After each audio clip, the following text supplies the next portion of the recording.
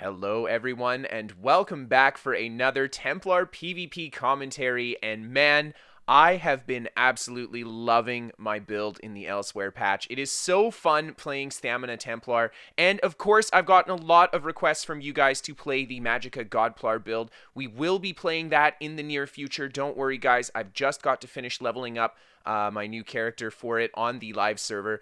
But man, Templar in Elsweyr just feels so good. I love the changes to Stamina Templar. We get that bonus healing over time when we use our Purifying Ritual now, which is such a huge deal. That little bit of extra healing power, I feel like it goes a long way, especially on a build like mine that doesn't have a ton of heals stacked on it. We just really have Rowdy, so it adds another viable heal over time to the build. And then, of course, the gap closer changes. The faster gap closers are such a big deal as well. I think that just for world PvP, it allows us to move a little bit quicker. And there you see, I pull the blue meteor into the yellow group there, and I didn't really mean to. They were just in the corner as I was retreating. Those poor yellow guys, and EP's going to come out and just put the crush down on the front end of this blue group. We're trying to go for a gank on this guy here, but we've got the archer up top. I'm going to go try to hunt down the archer. Unfortunately, he just stays in stealth, so we don't manage to get any damage into him. But yeah, Templar feels so good, guys, and I have been having just incredible fights on it, and today is another really awesome fight I had. Really quick kill off on that guy there. We're going to move right on top of the Sork. She goes for the hard cast frags. Oh no. All we got to do is hit her with the onslaught. The Pottle poison injection is enough to bring the Sork down, and they do have the camp right there, so I just go for a block on this guy's frags there. We quickly take down the low-level player. The enemy Sork goes for the meteor dump. As soon as we take the meteor in mist, we're just going to purge off the negative effects and then go aggressive right away on this Sork here, but he's putting out quite a bit of damage, and we're fairly low on stamina after that little push, so just do a little bit of a stand behind the tree here. He's got blue behind him as well, so I just want to be careful how I engage this, get a good off balance on him there so we can get him with the partial charge stun into the onslaught again, but he responds really well with his shields, and well, we're gonna have to back off as we've got archers on us and stuff as well, so I pull right back into the tower. And we're just going to purge off the negative effects once we get up to the top here. And we see another blue player chasing us in. Just hit him with the power of the light. Get him with the poison injection as well. And start putting the pressure on. A nice little combo there with the crit rush. But the DK responds well with his defenses here. So we're just going to continue to move around. Just use our mobility. Now this guy that we're fighting here, he doesn't have a gap closer. And honestly, man, in this patch, with the changes to gap closers and with how good speed is, especially for solo PvP, I feel like if you're not going to run a gap closer in PvP, you kind of give up the ability to kill a lot of targets. You have to be able to stay on top of people, especially if you're playing a melee-focused build. And here we see we're actually going to go up to the Dragon Knight, and we're going to attack him because, well, I mean, we just kite him out if we don't want to take the damage. And right away, he responds with his leap as some other players jump on us there. So really good response on his part. We're just going to reset our buffs and open up on this poor low-level player that just wandered up here, quickly finish him off, and then come back upstairs and check on this Dragon Knight. But we've got another player that's come up here. He actually rolls off the edge, sets his heels down. We're going to try to get him with the stun there, get him with the javelin, the crit rush in, and the executioner bash. Oh my gosh, just finishing him off with the bash there. And right away, I kite right back into the tower, expecting some more blue pressure here, but they seem to have backed off. And, well, I'm going to try to hit the back end of the blue group here as they're not facing towards me. We hit this guy with the power of the light, get him with the javelin, crit rush into him, the light attack, the onslaught, the bash. What a combo, bringing that guy down so fast. And now we're going to re-engage a level 10. Oh my gosh. What is he doing in the CP campaign? I almost feel bad putting him down, but nonetheless, we've got to finish off all these blue. A champion 67. Man, we just found two really low-level players out there, and now we're going to jump on the 760 here. Hit him with the stun. He does not break it, but he roll dodges directly afterwards. It's too late. We've already got the damage down. Yellow finishing off another blue player there, and now we're going to switch over to this Templar here and take a stun from an enemy Nightblade from stealth there. Just reset our buffs here, heal up, and a lot of pressure coming in from these two. An enemy Sork throws the meteor down, and I actually didn't hear or see the meteor when I went into mist there. So we popped out a mist right as the damage hits us. We took a lot of curse damage there too. But nonetheless, there are some EP players here, so they're going to get the res on us. And I'm going to push my way towards the blue keep here. We've got a couple blue players there. I just dot them up. They don't end up engaging. But this Nightblade here, or Archer here, throws a couple arrows at us. I hit him with the Power of the Light poison injection combo. And man, he just does not respond to it. So down he goes. He doesn't heal himself either. We don't even get the crit, the poor guy. And now I'm just going to try to pull some more blue players on the cliff here. We've got this Warden coming over the corner, and she's got the Subterranean Assault down, trying to go for damage on us there. We're just going to go for a kite up the cliff. There's a lot of blue players riding down this road here, so I want to be careful how we position ourselves. And look at this. We have 6 people on the tail here, so we're going to have to make sure that we split this group before we re-engage with them. I go for a little bit of a kite back around the side of the cliff here.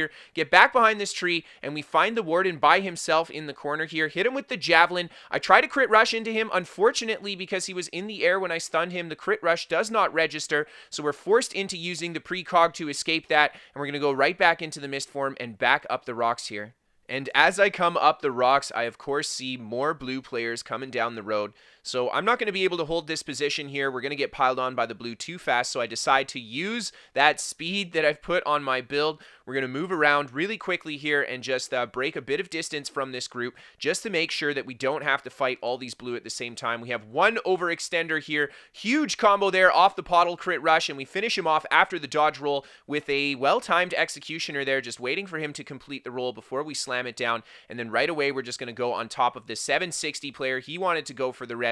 Down he goes, and this poor level 19 man, oh man, I don't even know what to say. We'll quickly finish him off, and then we've got the Warden on top of us. Again, the Warden's going for the Deep Fissure combo. I actually go into my Mist because I wanted to try to bait the early Dawnbreaker there, and I bounce away from the group here and go into Mist form just as I hit the ground. Unfortunately, I was a little early on the Mist. If you fall too far and go into Mist form while you're in the air, it breaks your Mist when you hit the ground because your character does that roll, and that's what actually ended up happening there. So we got hit by that Lightning Staff stun. I think it's actually a Magicka Warden there, sorry, not a Stamina Warden, so he'll be going Deep Fissure, not the Subterranean. But we go for a kite around the side here. We catch this guy from behind, really quick onslaught to bring him down, and we're just going to kite right back up the side here. This guy is not doing anything. He's actually trying to buff up. He didn't have the buffs ready. That's not any good, so we're going to finish him off with the onslaught there.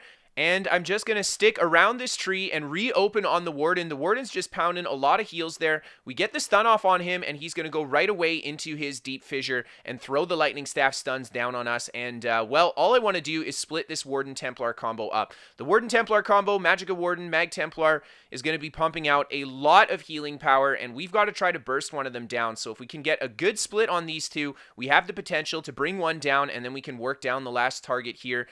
We actually managed to get the Warden to overextend here. He's fully dotted up into the Javelin, hit him with the onslaught there, into the Executioner. The Power of the Light goes off, and look, we drop him to 1k hit points. Had we gotten a single additional crit there, we would have brought the Warden down, so a little bit unlucky to not finish him off there, and we just respond with our Mist form right away as he goes into the Northern Storm, and we've got more blue reinforcements coming down the hill here as well. So I just kite through this gate here, back up to this tree, and we're just going to try to re-engage with these guys and get them to overextend yet again. Just opening up on the Templar with a bit of dot damage there. I get him with the stun, go for the crit rush. The Templar actually fairly squishy with this block down, so if we had got the crit rush and we hadn't been stunned by the Warden there, we might have been able to put the damage in. Unfortunately, though, we did not hold block during that gap closer, and it's a big deal 1vx on a build like this for us to hold block during the gap closer. It just makes a huge difference because we wouldn't have taken that stun, and we could have potentially landed the finishing blow on that Templar, which would have been a fight changer, I think, had we got it at the time. But we just get a huge combo off on this guy here. Oh my gosh, he does not expect it without the stun, so we just hit him with the big damage, get a fantastic off-balance stun on this guy here, and I accidentally go for the precog, but it was probably a good call as the blue were kind of charging into that location, and sitting around for holding that second kill down may not have been the best idea. A level 10 man, he comes back down here. We get huge damage on him here. Unfortunately, we take a lot of pressure from the rest of the group. We get caught with our stam down as well. Really bad stun there, but we do manage to survive, and we're going to go for a partial charged heavy, trying to get that resource back, and just missed back around this side here. We're going to have to keep moving around. The only way that we stand a chance against this group on Ghost is to make sure that we keep them moving and we keep them split up in terrain that is favorable for us to fight in, and we're just going to continue to kite around here, just using our purge, etc., to remove those negative effects and waiting for our opportunity to reopen here. The warden's just going for some lightning staff heavy attacks. The healing over time we get from the ritual and the rally, of course, is going to prevent the damage from the warden's heavies there, which is really nice. Just saying, you know, that extra healing power when we have to tank on Ghost, it actually makes quite a bit of a difference, and it's a big change for this build, especially. Just the changes to Templar, man. Really nice for my main build, I swear. It's like ZeniMax just loves buffing my main build. So we're just going to continue to kite around by the tree here. We've got everybody on top of us, and just continuing to try to move around and split this group up. They're all very close to each other still, and just the healing power they can get from the friendly healer, the Warden and the Templar here, is just going to be something that will make it tougher to bring the kills down if we can't get those clean combos. So we're just continuing to kite around. I move back behind the end here. We go for a bit of a dot up on this guy here. She goes for a great dodge roll, but we're on top of her with the crit rush already. There's the onslaught. Oh my gosh, onslaught working absolute overtime in this fight here, picking up another kill there. And now I think we've just got 4 players left here. The Nightblade out as stealth. We go for it on top of the Templar, and right away they respond with their ultimate as well. So we kite back behind the tree here, gonna reset our buffs. Our rally unfortunately had just come down, so a good thing that we did kite out and reset the buffs here. And they try to go for the res, but I'm just going to huck a couple javelins at the guys going for the res to prevent them from bringing up the dead body there. This guy tries to res again. We're going to quickly cap him off with the stun there, and then missed back behind our rock. Really good position here to have them open in the field like that, and a bit of terrain for me to work around so I can rotate around these guys, quickly finishing off the lower level player as well. And now we've got just the 2 players left. We've got the Templar here, and I think the Warden is also somewhere. Nope, just the Nightblade. So I start by dotting up the Templar. He goes for the Eclipse. We're going to break the Eclipse, giving us some CC immunity. The Nightblade just goes for a few ambushes on top of us, but I'm not too worried about him as he is lower level. We catch him by himself here, and just a quick onslaught to finish him off. And now we've got just the Templar left, man. I'm hoping we can get a kill on this Templar before more blues show up. So we start dotting him up. The enemy Warden ends up re-engaging with us as well. So we're just going to keep on trying to dodge the Warden's attacks too. The Templar is going for the res. I go for the combo on the Warden for the target shift there. We get a good smack on him, but he responds really well with his healing and his block, so we're just going to force ourselves back into mist form here, come back behind the rocks, and just reset our buffs. And look at this, man. We've got more blue riding over the cliff. They want their sweet revenge. I'm still trying to rotate on this Templar and Warden combo here, but unfortunately, they are doing a great job supporting each other, just throwing the vines and the breath of life on each other. So we're just going to have to keep trying to engage with them here.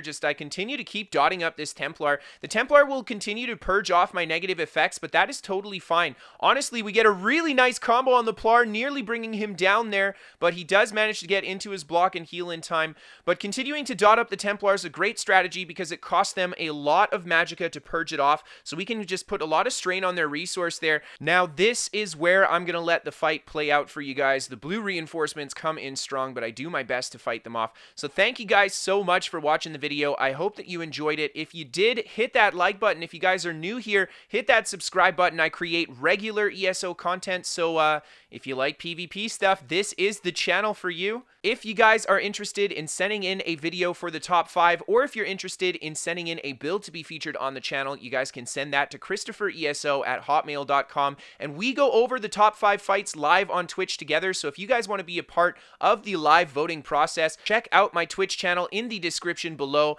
And then finally, guys, we are sponsored by What the Fast. They're a VPN for gamers. They give me better ping to my favorite games, and they're free to try for the first 14 days, so no credit card to sign up. So give them a shot if you guys get bad ping.